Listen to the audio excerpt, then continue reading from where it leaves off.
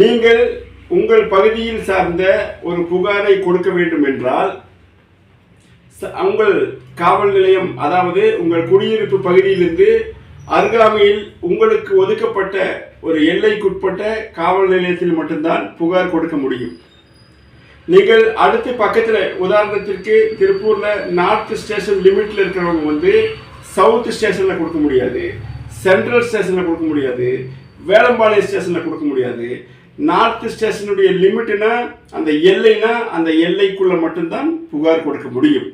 இந்த சூழ்நிலையில் ஏழை எளிய மக்களை சென்னை கமிஷன் ஆஃபீஸிலிருந்து நாங்கள் பேசுகிறோம்.